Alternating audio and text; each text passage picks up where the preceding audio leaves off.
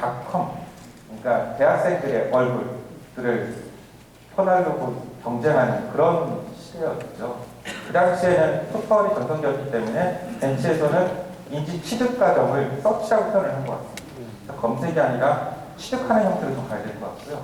이 이후 이를 공헌한 소비자 행동 모델이 SIPS라는 게 있었습니다. 이것도 역시 인지적 측면에서 분석을 한 건데요. SIPS에서는 2011년도에 발표를 했는데요. 여기서 가장 중요한 건 공감입니다. 공감이라는 표현을 두 가지 요소로 봤습니다. 우리 브랜드 이야기를 누군가 해줄 때, 그리고 브랜드 이야기의 자체의 퀄리티에 대한 부분이 품질이 높아야 된다는 얘기를 했죠. SIPS를 아래서 잠깐 보시면 공감하고 확인하고 참여하고 공유하고 확산한다.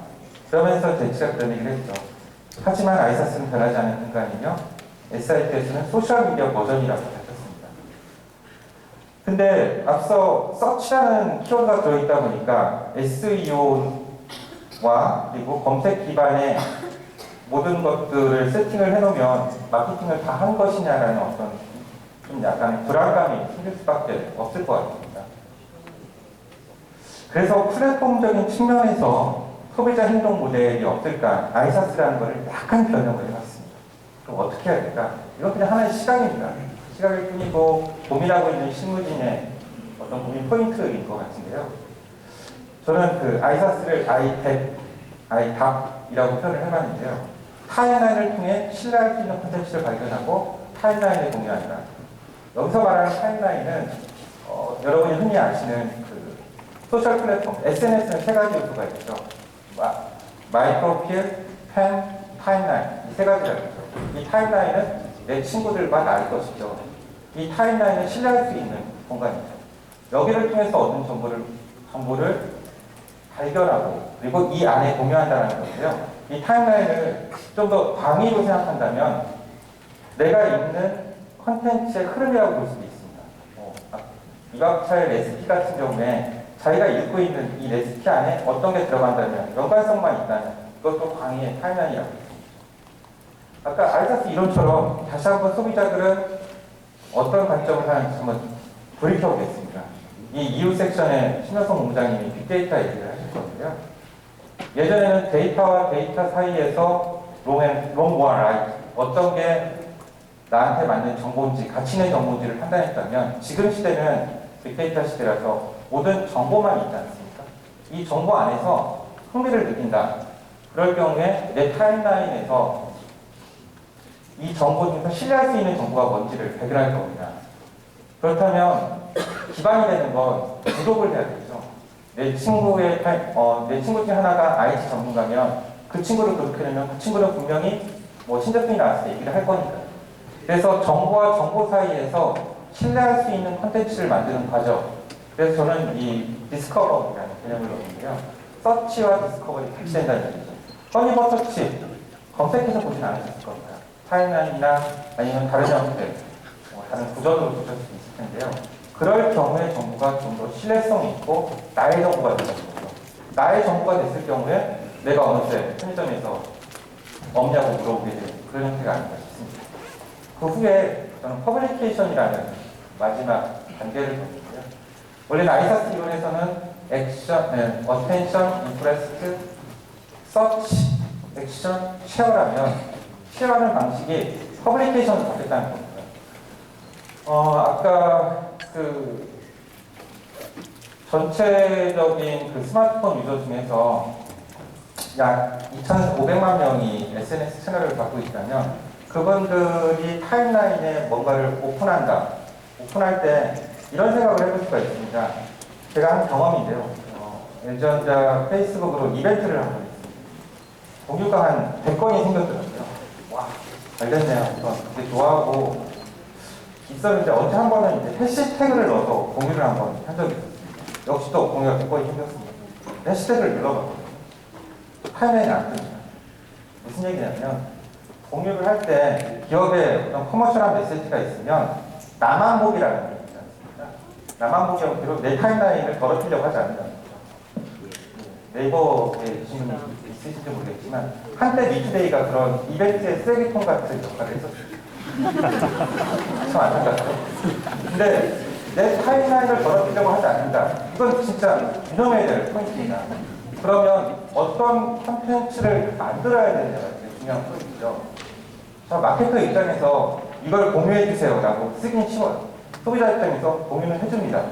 하지만 소비자한테 속고 있는 거죠.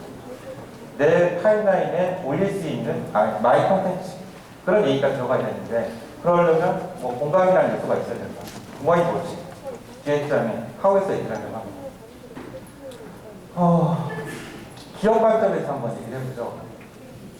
기업은 소비자 타임라인에 자연스럽게 침투에 발견되고 공유되어야 되잖아요. 허니버터칩 되게 좀 배려가 낮았던 것 같아요. 뭐 최근에 경쟁사들이 아마 작업한 것 같은 멘트가 많이 나는데요. 허니버터칩에 허니가 2%가 안 된다. 쏘아 이게 뭐가 중요합니까? 그냥 내 친구들이 환호하는 거죠. 그죠? 소비자가 기업을 만나는 에모티가 기존의 포털이었다면 저는 타임라인이라고 생각합니다.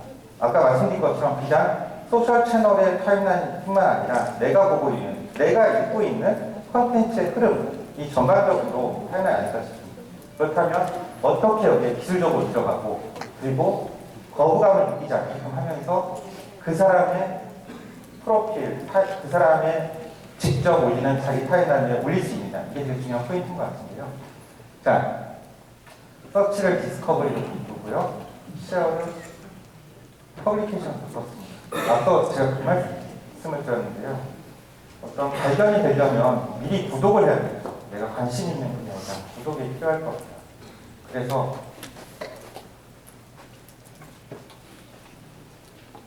발견되기 전에 내 관심 분야를 먼저 팔로잉하는 이런 소비자들의 행동 요소를 모아서 본다면 구독하고 발행한다. 이건 하나의 매체죠.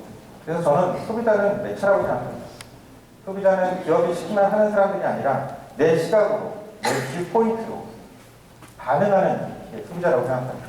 그리고 소비자들이 원하는, 신뢰하는 건 마이크로 사이트에 있는 정보, 검색 결과에 나오는 내용이 아니라 내 친구가 말하는 좀 더 신뢰성 있는 정보, 그걸 원하는 거죠.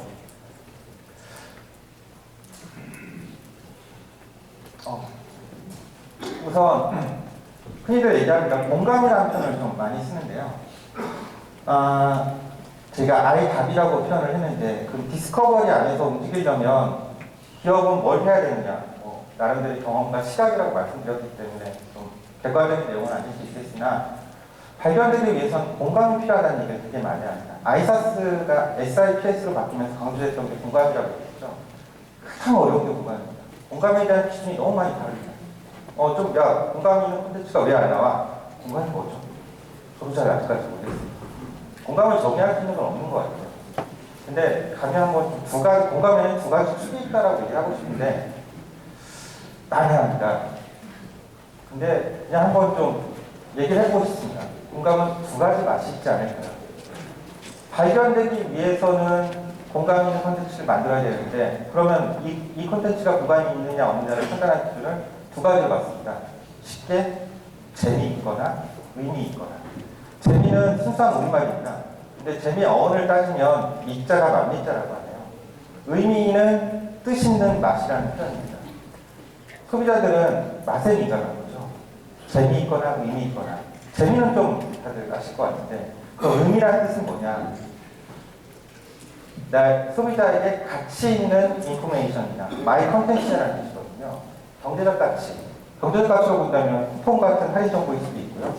생활 속의 가치, 정보 가치 이런 것들을 아우르는 게 의미인 것 같습니다. 자, 그렇다면 퍼블리케이션. 아까 말씀드렸죠. 내 타임라인을 더럽히려고 하지 않는다. 이건 뭐 뻔한 얘기긴 한데요. 이 안에서 최적화되어야 된다는 게 되게 많이 하죠. 말은 쉽지만 와닿지 않습니다. 근데 앞서 콘텐츠가 맛이었다면 최적화는 맛을 담는 그릇이라고 표현할 수 있을 것 같아요. 그릇은 가벼워야 하죠. 영상에 한 예를 들겠습니다. 그냥 전 이렇게 생각합니다. 가볍게 만들면 된다. 말만 있다면 페이스북에서 영상을 올리면 이 타들이 3초부터 급격하게 떨어집니다. 영상에 콘텐츠가 있다면 하고 싶은 얘기를 앞단에 3초하고 5초 사이에 넣어놔야 됩니다. 그리고 영상이 30초가 넘어가면 10% 이상 이탈을 합니다.